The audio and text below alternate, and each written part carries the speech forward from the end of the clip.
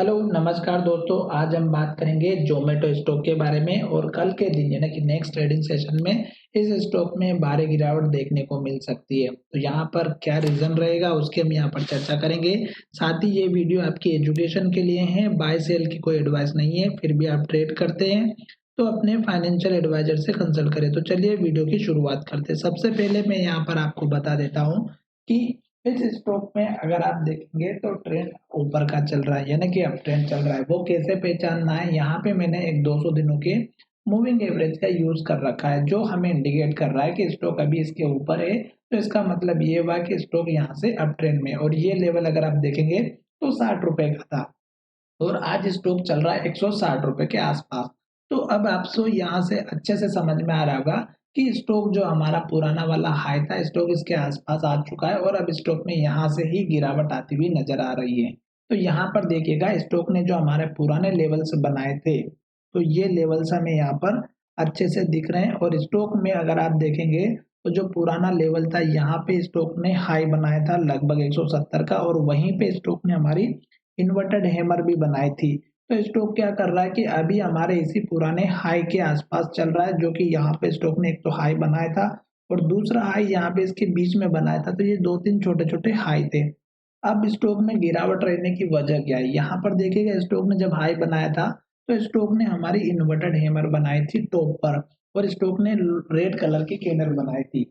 जैसे स्टॉक ने इस लो को ब्रेकआउट किया, गिरावट आई, और गिरावट कहाँ तक आई, पुराने लो तक। और ये लो अगर आप देखेंगे तो यहाँ पर सपोर्ट लेवल बना हुआ था। तो क्या करिएगा कि जो पुराने लेवल है एक तो उनको आप मार्क करके चलिएगा। जैसे कि यहाँ पर आप देख सकते हैं ये लो बना, फिर यहाँ पे सपोर्ट लिया, फिर यहाँ पे फिर लिया, और उसके बाद से ये लेवल जब टूटा तो गिरावट आई। और वैसे भी स्टॉक में ये जो गिरावट आई थी आप सभी को पता होगा कि स्टॉक के रिजल्ट के बाद से ही गिरावट आई थी। अब यहाँ पर देखना दूसरी बात क्या है कि स्टॉक जब हमारा यहाँ से लेके यहाँ तक गिरा था तो उससे पहले एक रेंज के अंदर ट्रेड कर रहा था, और वो रेंज अगर आप देखेंगे तो इस कैंडल के हाई के आसपास की थी जो पिछली बार स्टॉक ने हाई बनाया था। तो ये लेवल का जो यहाँ पर देख रहे हैं इस टाइम पे हाई बनाया था, ये सपोर्ट लेवल आपका बन सकता है। और अगर और एक दो लेवल की बात करें तो स्टॉक ने एक हाई यहाँ पे बनाया था, एक लेवल ये भी आपका सपोर्ट का बनेगा। और ये जितने भी लेवल है ये मैं आपके सामने इसलिए ड्रॉ कर रहा हूँ ताकि आपको अच्छे से समझ में आए। अब यहाँ पर देखिएगा स्टॉक ने एक लो यहाँ पर भी बनाया, यहाँ पर भी बनाया। तो अभी हम इसकी बात नहीं करेंगे, क्यों? क्योंकि स्टॉक अभी इसके ऊपर है। और यहाँ पर देखिएगा ये जब कैंडल बनती है तो गिरावट आती है, ये कैंडल बनती है तो गिरावट आती है। और अभी स्टॉक में देखिएगा जहां पर स्टॉक अभी ट्रेड कर रहा है यहाँ पर भी देख सकते हैं। और जब भी स्टॉक हमारे इस तरह की कैंडल बनाता है तो गिरावट जरूर आती है। अभी स्टॉक हमारे इसी हाई के आसपास चल रहा है और स्टॉक ने इन्वर्टेड हैमर बनाए। तो स्टॉक ने जैसे ही यहाँ पे लो का ब्रेकआउट होगा, आज के यानी कि लास्ट ट्रेडिंग सेशन का लो जो कि 155 रुपए 45 पैसा है, तो आपका पहला सपोर्ट यही रहने वाला है और दूसरा सपोर्ट यहाँ पर रहने वाला है। ये दो सपोर्ट लेवल रहेंगे। अगर स्टॉक में अगर आप देखें तो यहाँ पर एक हमारा हाई बना हुआ था, तो आप इसकी रेंज भी लेकर के चल सकते हैं जो कि हमारा पिछली बार का हाई था।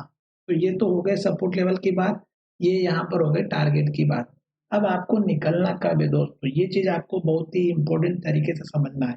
तो देखिएगा यहाँ पे क्या हो रहा है कि स्टॉक इस लो को सपोर्ट लेकर के जो पिछला हाई था यहाँ से सपोर्ट लिया, और स्टॉक ने क्या किया कि यहीं से स्टॉक सपोर्ट लेकर के ऊपर की तरफ गया, फिर सपोर्ट लिया, फिर ऊपर गया, फिर स्टॉक में गिरावट आई तो पुराने हाई के पास आता है और स्टॉक में सपोर्ट बनता है। तो पुराने हाई पर आपको थोड़ा सा ध्यान जरूर देना है।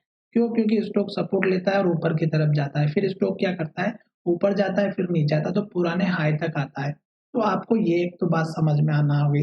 दूसरी बात, स्टॉक में अगर आप लॉन्ग टर्म के इन्वेस्टर हैं तो लास्ट के लो को आप अपना सपोर्ट लेवल लेकर के चल सकते हैं, लॉन्ग टर्म वाले जो यहाँ पर इस लो के बाद यहाँ बना हुआ है। तो ये अपना एक मेजर स्टॉप लॉस या सपोर्ट लेवल लेकर के चलिएगा लॉन्ग टर्म वाले। और इस वीडियो में मैं आपको बाय सेल की कोई एडवाइस नहीं दे रहा हूँ, फिर भी आप ट्रेड करते हैं तो अपने फाइनेंशियल एडवाइजर से कंसल्ट करें। साथ ही ये स्टॉक में अगर आप देखेंगे तो आज के दिन भी स्टॉक ने क्या किया, 3 दिन से हाई बन रहा है, आज भी हाई बना।